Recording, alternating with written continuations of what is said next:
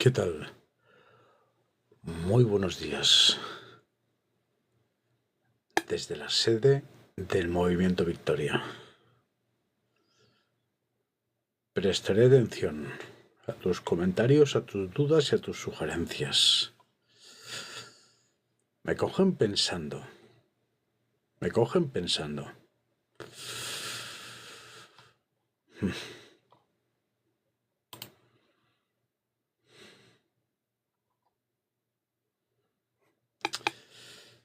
Veréis, soy de la opinión que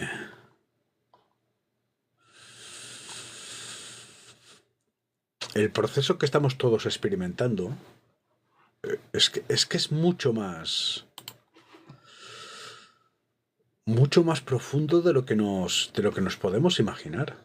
Es una cuestión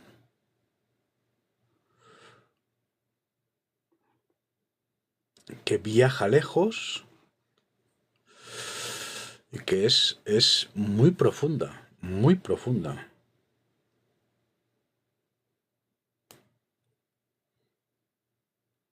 Bueno, nos acabamos de enterar que parece ser que las vías del tren del nudo de Córdoba pues eran del año 1992. Bueno, es decir, el día de la marmota, ¿no? Nos podemos pasar cada día regodearnos, ¿no? Con la fatalidad, la desgracia, la crítica. Pero es que no vamos a resolver problemas. Y primero debemos admitir que los tenemos. Es decir, un país que nos plantea lo que nos plantea, un mundo, ¿eh? Es una cuestión extensible además, ¿no? Donde pasa lo que pasa, que es que venimos de Estados Unidos, que es prácticamente ya el tercer mundo. Es decir, esta madrugada se desplazan fuerzas militares, la Fuerza Nacional, ¿no? La Guardia Nacional se desplaza a la zona de Minneapolis. Bueno, es que soy de la opinión, como digo, de que la cuestión es mucho más profunda y que desde el territorio del pensamiento debemos profundizar en el origen de todos nuestros males, ¿no? Porque es que, claro, no tan solo es que sucumbimos a este tipo de fatalidades, se desvela por lo tanto que somos poco inteligentes, sino que además es que lo hemos convertido en el motor de nuestras sociedades y de nuestros mundos. Es decir, si no tuviéramos delincuentes, ¿de qué viviría un policía, no? Si no tuviéramos enfermos, ¿de qué viviría un doctor? Si no tuviéramos miserables, de qué viviría, pues, un asistente social?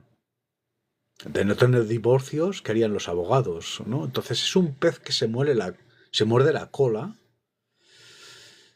que nos muestra ante el mundo como poco inteligentes. Es decir, la inteligencia, en principio, pues es el arte de evitar el colapso y el conflicto. Sin embargo, no tenemos la capacidad para evitarlo y nos regodeamos en ello. Es decir, ¿a mí de qué me sirve ahora mismo pues entrar en una red social, cientos de ciudadanos indignados por lo sucedido con el descarrilamiento de Córdoba? Los hechos son los que son y es que volverá a pasar y vuelve a pasar. Esta es la experiencia vital, 54 años, pues es siempre lo mismo, es el día de la marmota, ¿no? Si no es una cuestión, es otra, y lo que es aún peor, que lo hemos convertido, este tipo de fatalidades, pues en el motor de nuestras sociedades, ¿no? desde mi punto de vista, de Wuhan en adelante, estamos ante el mayor agravio de la historia de la humanidad y es una cuestión muchísimo más profunda de lo que podemos imaginar.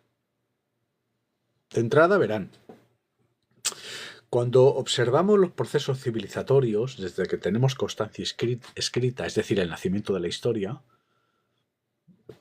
el ser humano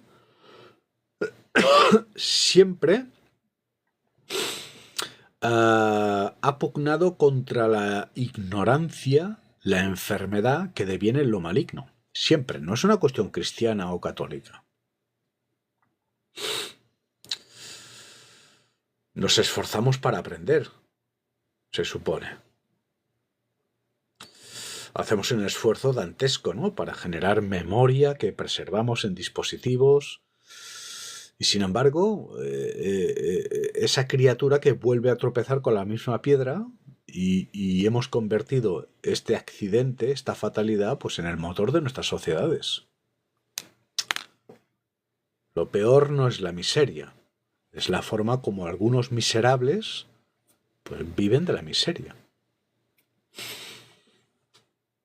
Lo peor no es la enfermedad, es la forma como algunos pues viven de la enfermedad.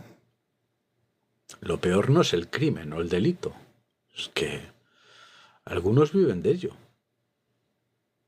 Es un pez que se muerde la cola que nos ha situado donde nos ha situado. Y yo creo que estamos ante algo que va más allá, llámese guerras mundiales, llámese hambrunas socialistas. Yo creo que hemos abierto la puerta al infierno, si me permiten, y vamos directos hacia una extinción. Porque como digo, es que el ser humano siempre, desde que tenemos constancia escrita, siempre ha mostrado una vocación para pugnar contra la ignorancia, el germen de lo maligno y la enfermedad. Y sin embargo, el signo de los tiempos, además es una cuestión que abarca prácticamente lo largo y ancho del siglo XX e inicios del XXI, es un bajar los brazos y es un entregarse a este tipo de... Es decir, que hoy, por ejemplo, ¿no?, pues un ser humano se conecta a un televisor y de pronto te encuentras, no sé, la Zona Gemelos, el Gran Hermano, la Voz Kids. ¿Ustedes saben lo que nos cuesta un segundo de televisión? Es un sucumbir a la ignorancia que deviene en enfermedad para entregarnos a lo maligno. Esto no ha pasado nunca. Y no es una cuestión cristiana o católica. No, no, no. Por lo tanto, es un signo de debilidad, de una posición febril. ¿Correcto? Es decir, que no tenemos ni la energía ni las luces como para paliar las devastadoras consecuencias de la ignorancia, la enfermedad y lo maligno.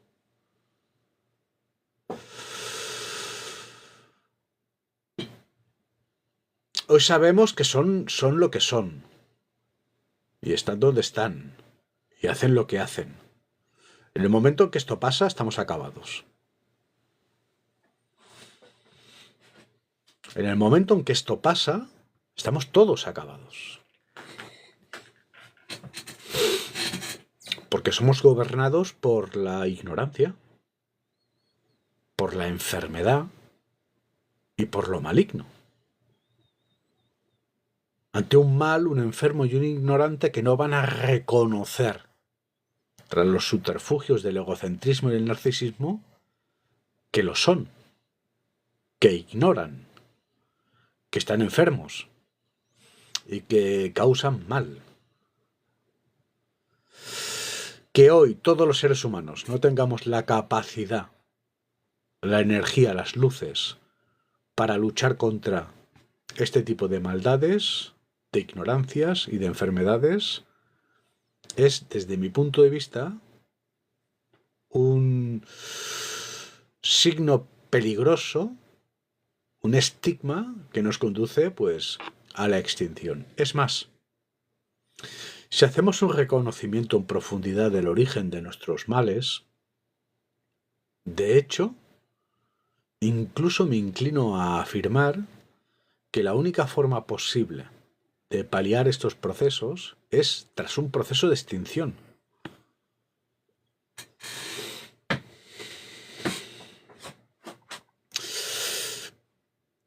Sería como cuando nos encontramos un herido en un campo de batalla y debemos decidir amputar o aplicar morfina. Desde mi punto de vista, el ser humano como acontecimiento está acabado. Ninguna otra especie conocida se permite el lujo, pues, de conectarse a un televisor para ver Zona Gemelos, de descargarse una canción de Bad Bunny, de ver un videoclip de Rosalía. Para que esto se produzca, sea posible, hace falta la maldad. Hace falta ser mala persona. Párense a pensar. Desde que tenemos constancia escrita, es decir, el nacimiento de la historia, tan solo uno. Si reconocemos la historia, la biografía de los grandes nombres propios, tan solo ha habido uno. No tan solo es que somos 7.246 millones de seres humanos, generaciones a generaciones.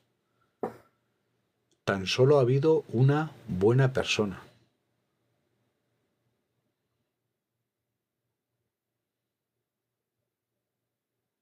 En un sentido puro.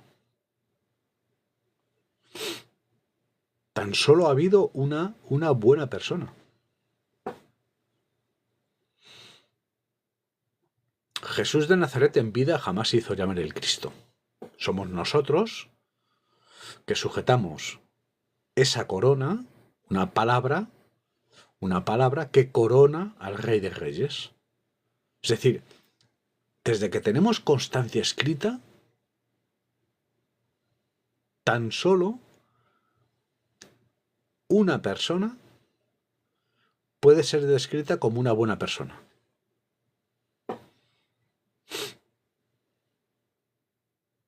Tan buena persona que nos perdona, a pesar de nuestros pecados. Es decir, que es inocente.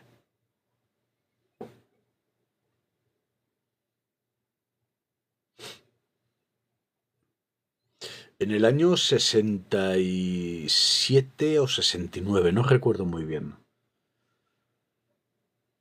En el lejano oriente, en China, se escribe un texto en donde se habla sobre la figura de Jesús de Nazaret.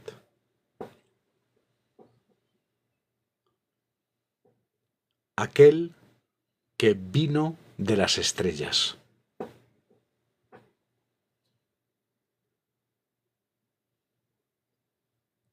Aquel que vino de las estrellas. 67-69 después de Cristo. En el lejano oriente.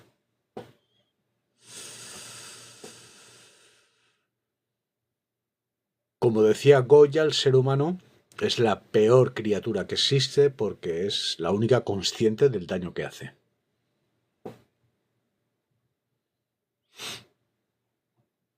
Tan solo uno.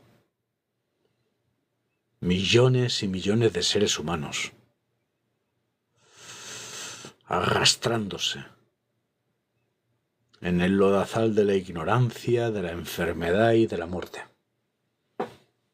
Tan solo ha habido uno que además pueda ser descrito como aquel que venció a la muerte. Atentos, que vino de las estrellas y que venció la muerte. Y que ninguno de nosotros, generación a generación, ha mostrado el mismo talante bondadoso, inocente. Es como para pensárselo, ¿no creen? El cristianismo está de moda. El Christian Core, nos dice la comunidad judía internacional y su aparato de propaganda. Benjamín Netanyahu afirma que Jesús de Nazaret era un rabino judío. O Javier Milei, que nos dice que de poder volver atrás, viajaría al antes de Cristo para eliminar a Jesús de Nazaret. Solo uno. Desde que tenemos constancia escrita, tan solo podemos afirmar que existe una única buena persona. Yo no lo soy. Y usted tampoco. Nadie. Ni tu padre ni tu madre. Ni tus compañeros. El propio Jesús de Nazaret en ningún momento establece un diálogo con otra persona. Es decir, desconfía de todos. Su diálogo es interior para con su padre, siendo huérfano un padre que se transforma en el Dios del amor.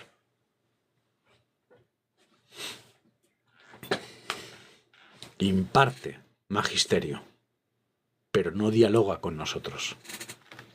Su diálogo es con Dios. Cuando leemos a San Agustín, percibimos lo mismo. En sus confesiones está hablando consigo mismo. Es decir, no se puede fiar de nadie.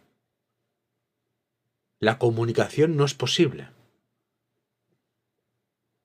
Por lo tanto, ¿por y para qué existe la comunicación? ¿Por y para qué ahora mismo usted y yo establecemos contacto y nos hablamos? Si nos odiamos, si no nos entendemos, si nos pretendemos seducir o robar.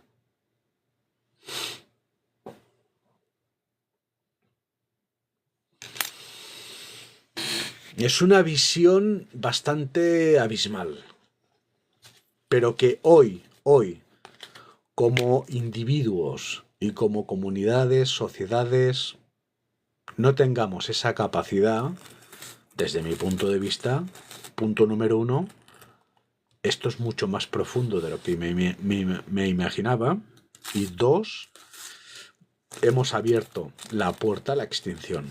¿Y qué es esta palabra?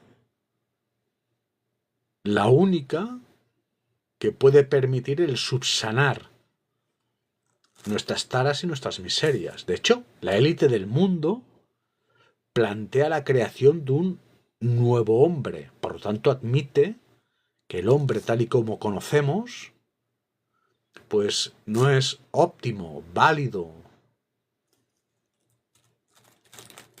no sirve.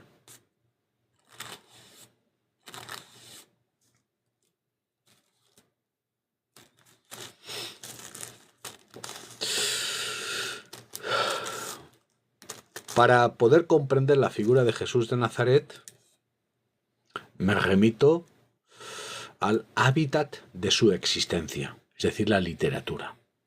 Jesús de Nazaret hoy es un personaje literario.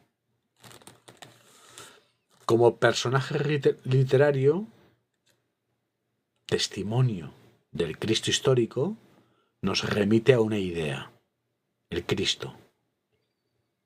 Las ideas están en el territorio de las ondas y de las partículas, que a su vez son materia. En el preciso instante que establecen contacto con una conciencia. Y efectivamente, cumplió con lo prometido. Renace. Es esa criatura universal, arquetípica, mítica, es ese símbolo que sobrevive a la muerte.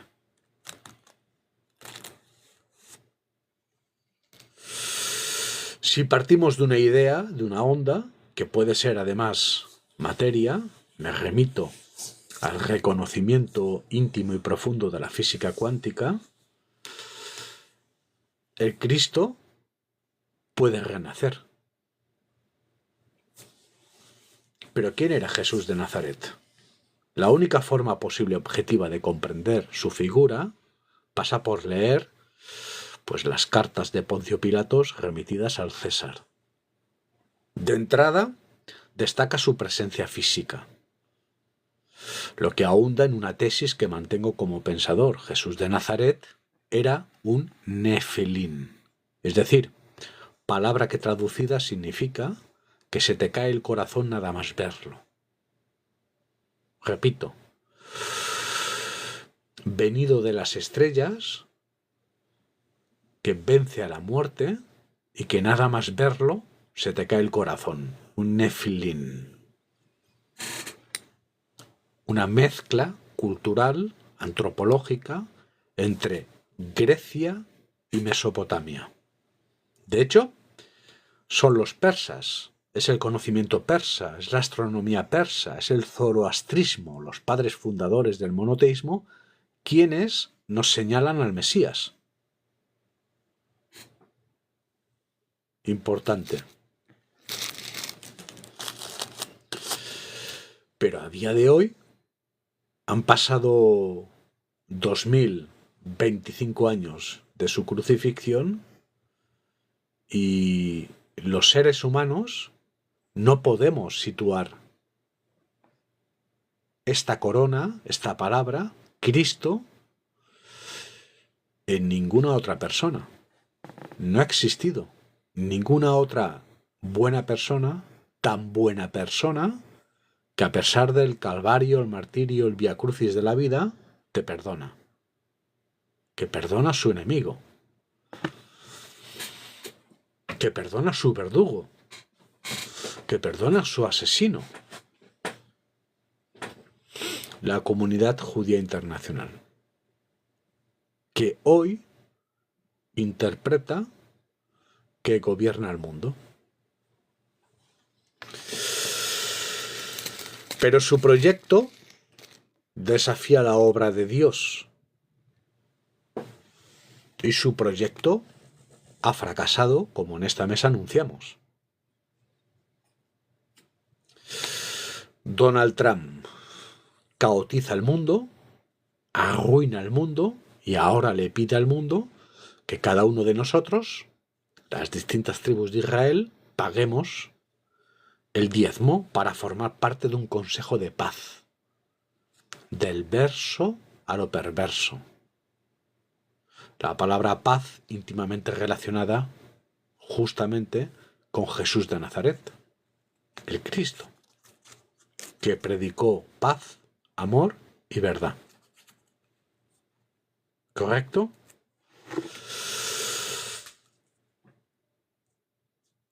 Es decir, se descompone el templo. La intención de crear un gobierno del mundo con un regente personalista, lo que la comunidad judía internacional denomina el Mesías. Un rey para toda la humanidad. Pero este rey se muestra bastante analfabeto, ignora. Quizá está enfermo. Es más, es prácticamente el rey de la muerte, porque se nos ofrece paz a partir de la guerra.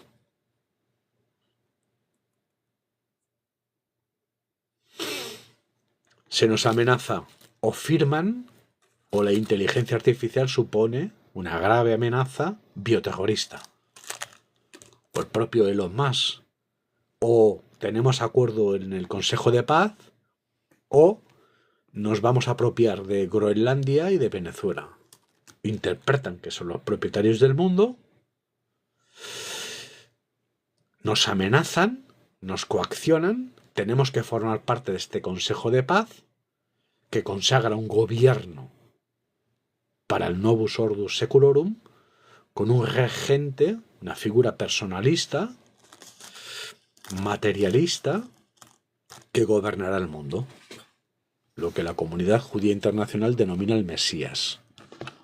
Que el ser humano no tenga la capacidad para tan siquiera comprenderlo es un signo del final de los tiempos.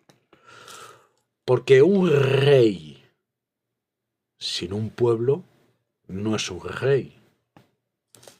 Un rey sin un reinado no es un rey. Un rey sin un paisaje no es un rey. Y el gran problema de la comunidad judía internacional y su proyecto es que sucede en el imaginario.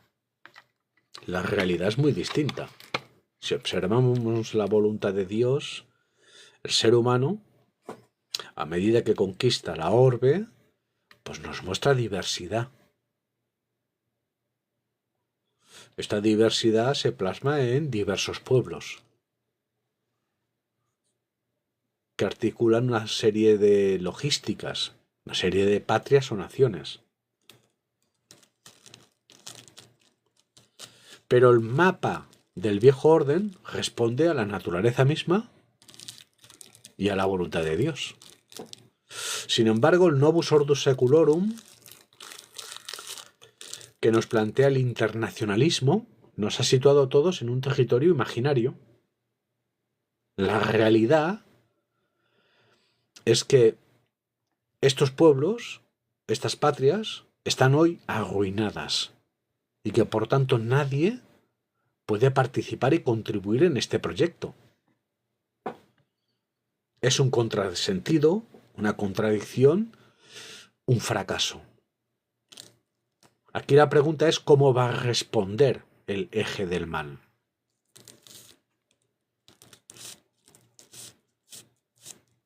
Que no ha dudado en utilizar la enfermedad, la guerra y la hambruna. Señores, 6.000 años. Tan solo ha habido uno.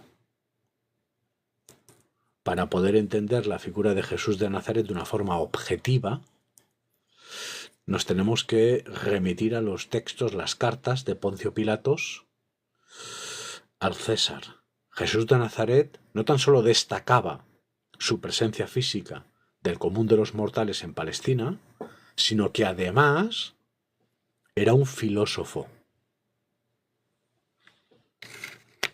Intentaba crear una escuela de filosofía, algo propio en la época y en la región, de la escuela de los fariseos o los esenios. De las Sagradas Escrituras, lo más significativo es que Dios se nos muestra como una ausencia. Y la gran ausencia dentro de las Sagradas Escrituras no es más que el mundo griego. Para hacerse una idea, del Egipto de los faraones, uno de los personajes históricos pues, más reconocibles, Cleopatra, era griega. Si leemos los textos de Platón, un grupo de espartanos fundan el Edén.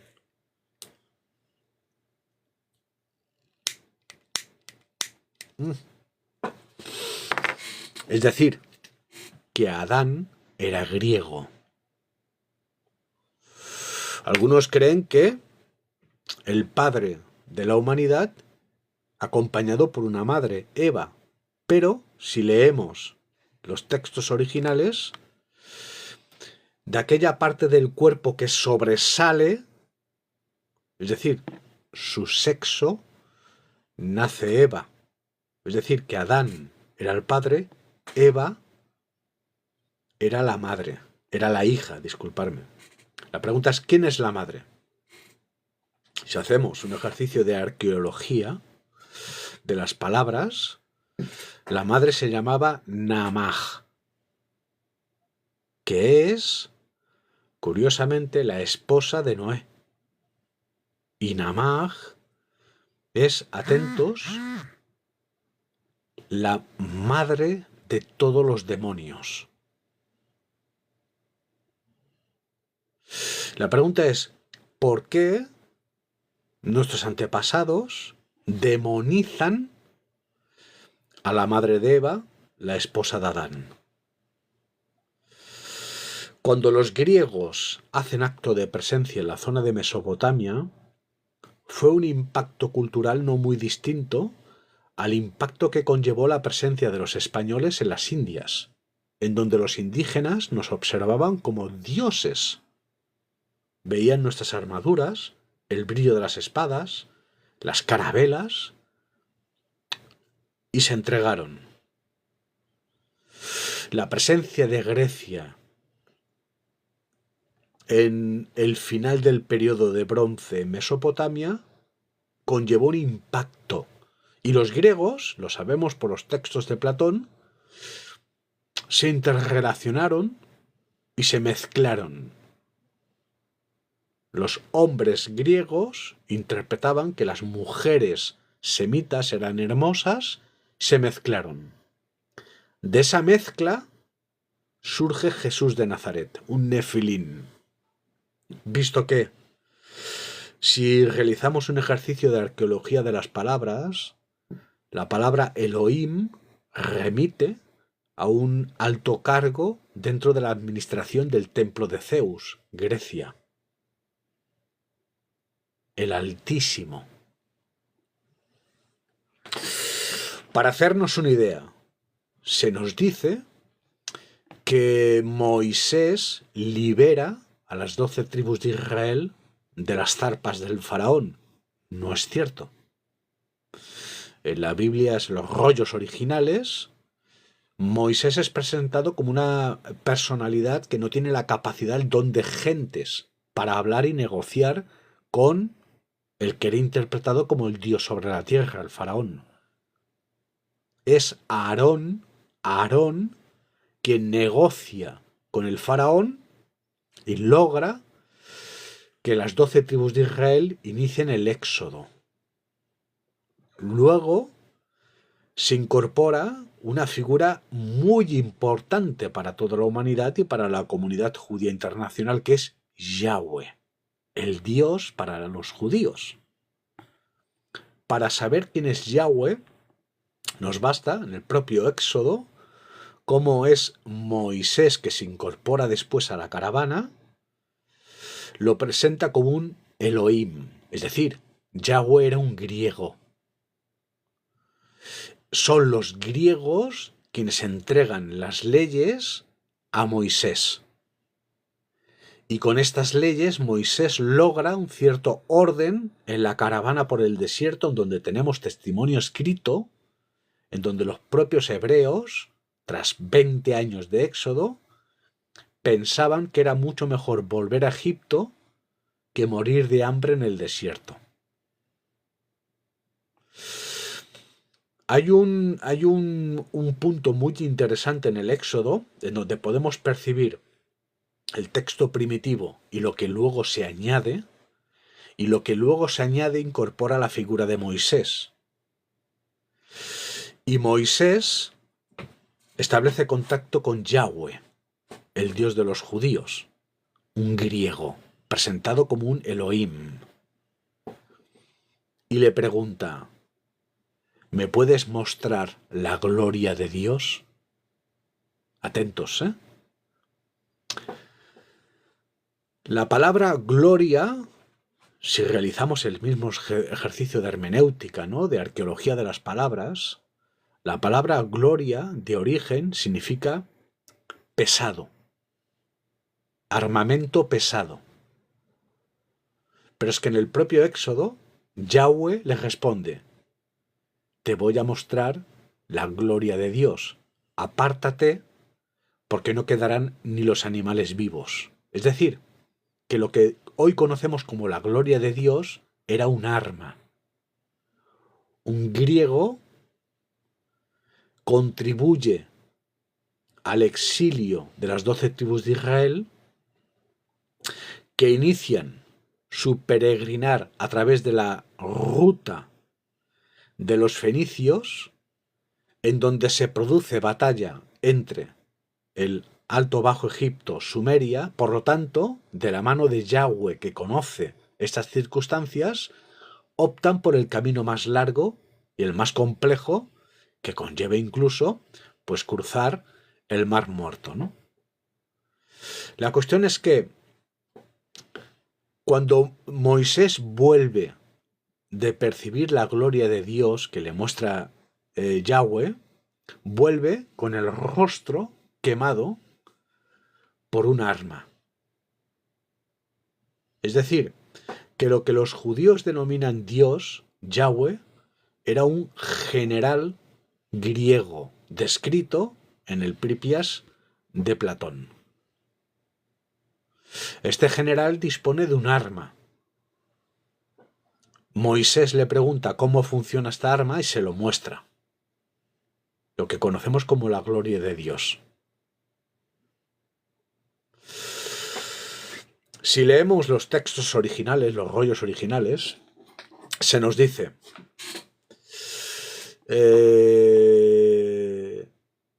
una muchacha que trae un mensaje de él. La palabra muchacha hoy la conocemos como Virgen, la Virgen María. La Virgen María trae un mensaje de él. Él es esta palabra que da pie a la palabra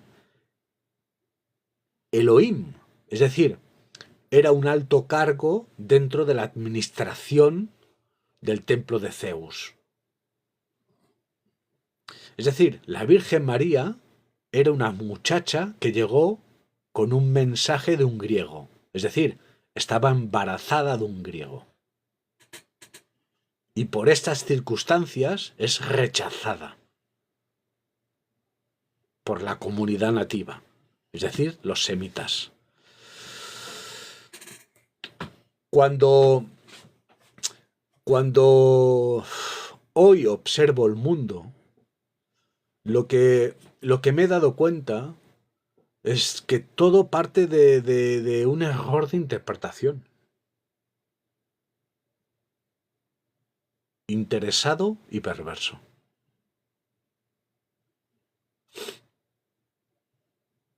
El Dios verdadero es el Dios que nace de la experiencia de un niño bastardo, rechazado por el mundo y además huérfano, que toda su vida se encomendó a un padre que no conoció, un griego.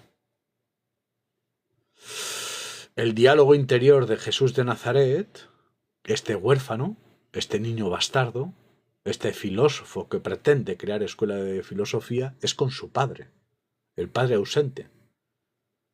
Y es de ese amor incondicional e inconmensurable que surge el rostro del verdadero Dios.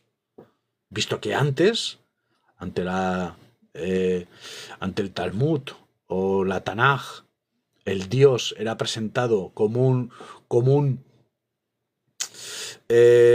juez que condena, es decir, Zeus. Por un lado, se nos dice que son los patriarcas de las tribus de Israel, en particular el padre Abraham, quien funda el monoteísmo. Esto no es cierto. Son los éxodos neandertales que del corazón de Europa, la zona de Rumanía, Ucrania, descienden a Persia y fundan el zoroastrismo. Es decir, el monoteísmo y el debate intelectual a partir de la voz del profeta y del filósofo entre el bien y el mal. Por tanto, los hebreos se apropian del conocimiento persa y son los persas los que nos señalan al Mesías. Poeta de los poetas, filósofo de los filósofos.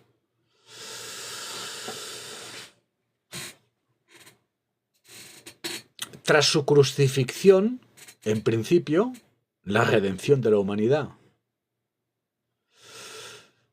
Es falso.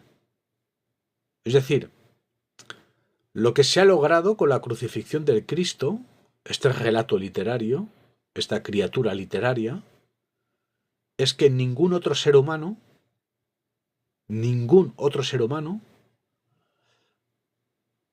muestre la vocación de ser una buena persona. Porque todo ser humano sabe que si eres una buena persona, vas a ser crucificado. Es decir, que los límites, las fronteras, los parámetros del régimen, sus subterfugios, el rostro del dictador es muchísimo más profundo y amplio de lo que podemos imaginar. Abarca tu propia conciencia. Porque todo ser humano nace siendo inocente, luminoso, puro. Pero tarde o temprano, por ignorancia, por enfermedad, por maldad, vas a experimentar un segundo despertar, el despertar de la conciencia.